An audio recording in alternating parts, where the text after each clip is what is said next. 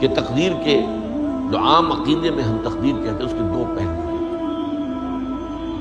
ایک پہلو ہے ما اصاب علی الانسان، جو کچھ انسان پر آتا ہے مصیبت، جیسے ابھی آیت میں نے پڑھی ما اصاب من مصیبت فی الارض ولا فی انفسکم، ہم ہر وقت صدمے ہیں، کوئی تکلیف آ گئی، کوئی مصیبت آ گئی، کوئی بیماری آ گئی، کوئی حادثہ ہو گیا، کوئی بچہ فوت ہو گیا، کوئی عزیز جو ہے وہ فوت ہو گیا، یہ ہر وقت حوادث ہے۔ تو جو بھی کچھ پیش آتا ہے وہ علم خداوندی میں ہمیشہ سے تھا۔ یہی وجہ ہے کہ ایک اور حدیث ہے ابن الدیلمی سے، لمبی حدیث ہے وہ، لیکن اس کے اندر جو آخری ٹکڑا ہے وَتَعْلَمَ، یعنی انسان کے نجات کے لیے لازم ہے کہ یہ بات بھی تم جان لو انما اصابک لم یکن لیخطئک وانما اخطأک لم یکن لیصیبک وَلَوْ مِتَّ عَلَىٰ غَيْرِ هَٰذَا، اگر تم اس کے سوا کسی صورت پر ہوگے تو جہنم میں داخل ہو جاؤ گے، نہ دخل کرنا۔ یہ جان لو کہ جو چیز تم پر آئی وہ آنی ہی آنی تھی۔ دیکھیے ہوتا کیا ہے، کاش کہ میں اگر یوں کر لیتا تو یہ نہ، بس یہی ایمان بالقدر کے منافع۔ جو ہوا ہے وہ اللہ تعالیٰ کے ہاں تو پہلے سے طے تھا، ہونا ہی تھا۔ تمہاری کوئی تدبیر، کاش کہ میں اس وقت یہ کر لیتا، یہ لو، اسی لیے ایک حدیث میں الفاظ آئے ہیں ان کلمۃ لو تفتح عمل الشیطان، اس لو سے، کاش، اس سے شیطانی عمل شروع ہو جاتا، کاش کہ یہ ہو جاتا، کاش میں یہ نہ کرتا، کاش کہ ہو جاتا، یہ نہیں۔ تعلم انما اصابک لم یکن لیخطئک، تو جان لے اس بات کو کہ جو چیز تم پر آئی ہے وہ ہرگز ٹلنے والی نہیں تھی۔ کوئی تدبیر تم کر لیتے، کوئی کسی وقت کوئی ہیلا کر لیتے، کوئی تم قدم اٹھا لیتے، کچھ بھی کر لیتے، وہ تو آنی ہی آنی تھی۔ وما انما اخطاک، جو چیز تم سے چھوٹ گئی، رہ گئی، نہیں ملی۔ ایک ویکنسی ایڈورٹائز ہوئی تھی، آپ نے بھی درخواست دی تھی، آپ کو نہیں ملی، اب آپ ہو کاش کہ میں نے فلاں سے سفارش کرا لی ہوتی، بس گئے۔ تو جو چیز چھوٹ گئی وہ چھوٹ جانی ہی تھی، اس میں قطعاً جو ہے کوئی شکل، کوئی تدبیر، کوئی سفارش، کسی طرح کا کوئی بھی ہیلا، کوئی جو ہے اس میں کارگر نہیں ہو سکتا تھا۔ لم یکن لیصیبک وَبِتَّ عَلَىٰ غَيْرِ ذَلِكَ، اگر تو اس کے سوا کسی کیفیت پر تیری موت واقع ہوئی، اگر یہ یقین نہیں ہے، یہ ہے تقدیر کا وہ مفہوم کہ جس کا تعلق ہے علامہ اصاب الانسان، جو انسان کے اوپر وارد ہو رہا ہے، اس کے ضمن میں تقدیر کا مفہوم کیا ہے، کہ جو ہوا ہے وہ تو ہونا ہی تھا، اس میں تو کسی شک و شبے کی گنجائش نہیں، بالکل اللہ تعالیٰ کا فیصلہ۔ البتہ در حقیقت ایک دوسرا پہلو ہے، ما یفعل الانسان، وہ جو انسان کرتا ہے۔ یہاں آ کر یہ تقدیر کا مسئلہ بہت ٹیڑھا ہو جاتا ہے۔ آیا میرے اندر کوئی اختیار بھی ہے کہ نہیں؟ Do I have any free choice؟ یا ہر شخص پہلے سے طے ہے؟ تقدیر کا ایک عام مفہوم یہ ہے، اور اس مفہوم میں بھی بعض روایات بھی ہیں جو اس کی تائید کرتی ہیں کہ ہر چیز پہلے سے طے ہے، لکھی ہوئی۔ اور یہ جو حدیث ہم نے ابھی پڑھی ہے، یہ گویا کہ اس کی ایک مثال ہے کہ وہ جو لکھ دیا گیا تھا، فرشتے نے لکھ دیا تھا، رحم مادر میں لکھ دیا تھا، شقی اور سعید، یہ بدبخت ہے یا سعادت مند ہے۔ تو ایک شخص پوری عمر نیکی کے کام کرتا رہا، آخری وقت میں آ کر کوئی ایسا حادثہ پیش آ گیا کہ وہ اہل جہنم کے سے کام شروع کر دی اور جہنمی ہو گیا۔ یا ایک شخص ساری عمر جو ہے جہنمیوں کے سے کام کرتا رہا، آخری وقت میں آ کر کوئی ایسی توفیق ملی، کچھ ایسا معاملہ ہو گیا، توبہ کر لی اور اس نے جو ہے اہل جنت کے سے اعمال شروع کر دی۔ تو یہ جو ہے علامہ اصابک کا علیحدہ بات ہے، اور علامہ یفعل الانسان، انسان کیا کرتا ہے، اس میں اس کی قدرت کتنی ہے۔ اور یہ ہمارے ہاں فلسفے کا بڑا مشکل موضوع ہے، اسی کا نام ہے جبر و قدر۔ ہمارے اسلاف میں بھی کچھ لوگ ایسے ہیں متکلمین میں سے، دیکھیے ہمارے ہاں ایک وہ لوگ ہیں کہ جو اس پر قناعت کرتے ہیں کہ جو اللہ نے کہہ دیا اور رسول نے کہہ دیا، اس سے آگے ہم مین میخ نہیں نکالیں گے، وہ محفوظ راستے پر ہیں۔ لیکن بہرحال انسان کو اللہ نے ایک عقل بھی دی ہے، اور یہ عقل سوالات اٹھاتی ہے، اور جو زیادہ ذہین انسان ہوتے ہیں ان کے اندر ان کی یہ مصیبت زیادہ ہوتی ہے، لہٰذا وہ تو سوچتے ہیں، کچھ نہ کچھ غور و فکر کرتے ہیں، بات سمجھنے کی کوشش کرتے ہیں۔ اس میں اب ہمارے ہاں دو طبقے ہوتے ہیں، جبریہ قدریہ۔ ایک نقطہ نظر یہ ہے کہ انسان مجبور محض، کوئی اختیار نہیں، اور ایک یہ ہے کہ انسان قادر مطلق ہے، جو چاہتا ہے اپنے فیصلے میں مختار مطلق ہے، وہ فیصلہ کرتا ہے۔ انہیں قدریہ کہتے ہیں۔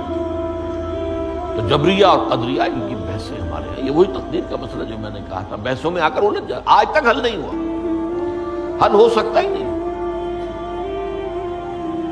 اب اس کے ضمن میں علامہ اقبال کا ایک شعر آپ کو سناتا ہوں، وہ بہت اچھا لگتا ہے، بہت خوبصورت لگتا ہے شعر ہونے کے اعتبار سے۔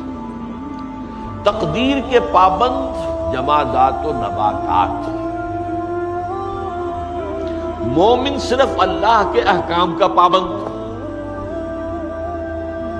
اس میں انسان سے پابندی کی نفی کر دی گئی ہے، وہ صرف پابند ہے اللہ کے احکام کا۔ نتیجے کے اعتبار سے تو جو یہ شعر کہہ رہا ہے، جو بات وہ صحیح ہے، پابندی اصل جو ہے وہ اللہ کے احکام کی، لیکن یہ کہ تقدیر کی پابندی سے انسان بھی پوری طرح آزاد نہیں۔ یہ سمجھ لینا کہ یہ جمادات و نباتات ہی کا معاملہ، یہ غلط ہے، یہ مبالغہ ہے۔ ظاہر بات ہے کہ شاعر جو ہے، شاعر مبالغے سے بچ نہیں سکتا، چاہے وہ علامہ اقبال ہو، کوئی بھی ہو۔ اسی لیے سورہ شعراء کے اندر جو عام شعراء کی جو صفات بیان ہوئی ہیں وہ آپ کے ذہن میں آ گئی ہوئی۔ مبالغہ کرتے ہیں، فی کل واد یہیمون انہم یقولون ما لا یفعلون، وہ کہتے بھی وہ کچھ ہے جو کرتے نہیں ہیں، اور یہ بات تو علامہ اقبال پر بھی چشمہ ہوتی ہے۔ بہرحال یہ شعر ذرا پھر نوٹ کیجیے، تقدیر کے پابند جمادات و نباتات، مومن صرف اللہ کے احکام کا، کوئی بات صحیح نہیں۔ انسان بہت سے اعتبارات سے مجبور ہے۔ سب سے پہلے جو ہے انسان کے اندر ایک تقدیر نوعی ہے، نوع انسان، چھوٹی سی چڑیا اڑتی پھرتی ہے، انسان نہیں اڑ سکتا۔ آپ نے ٹھیک ہے مشین ایجاد کر لی، جہاز ایجاد کر لیا، آپ دوڑ رہے ہیں، 500 آدمی اور سینکڑوں من سامان لے کر جو ہے وہ جا رہا ہے، 747 ہو یا 757 ہو، یہ کر لیا، ٹھیک ہے، خود نہیں اڑ سکتا۔ اب کیا کریں گے آپ؟ یہ تقدیر نوعی ہے، اسپیشیز، ہر اسپیشیز کے لیے اللہ نے ایک اندازہ مقرر کر دیا ہے، اس اندازے ہی میں رہے گا، اس سے باہر نہیں جا سکتا۔ پھر ایک تقدیر شخصی ہے۔ اب دیکھیے تقدیر شخصی کیا ہے؟ بعض اوصاف و صفات ہمیں وراثتاً ملتے ہیں، we have no choice۔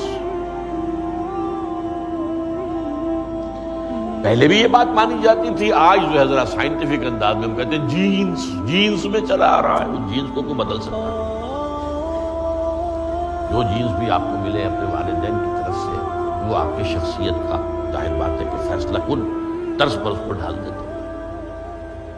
Jeans ہے، پابندی ہے۔ نمبر 2 یہ کہ خاص طور پر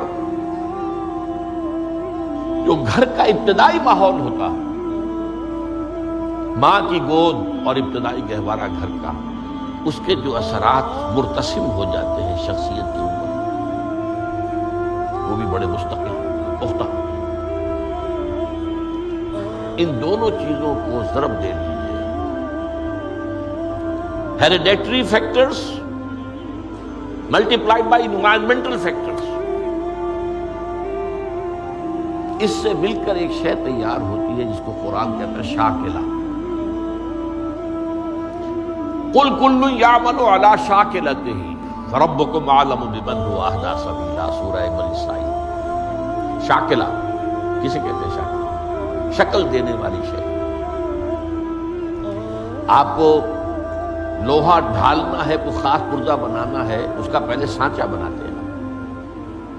لوہے کو پگھلا کے اس میں ڈالیں گے تو جیسا سانچہ ہوگا ویسا ہی لوہا جو ہے وہ شکل اختیار کرے گا، اسے شاکلہ کہتے ہیں. یہ شاکلہ جو ہے ہر انسان کا، اس سے باہر انسان نہیں جا سکتا. اس کے اندر اندر سٹرگل ہوگی، اس کے اندر اندر اس کی جد و جہد ہوگی. لیکن اس کا یہ مطلب نہیں ہے کہ اس کا کوئی فری چوائس ہے. فری چوائس ہے، لیکن وہ فری چوائس انہی حدود کے اندر کام کرے گا، اس سے باہر نہیں. اس بات کو مختلف احادیث میں حضور نے بہت خوبصورتی سے بیان کیا. ایک حدیث بڑی اہم ہے، بڑی اہم ہے. الناس کالمعادن، انسانوں کی مثال بھی معدنیات کیسی ہے.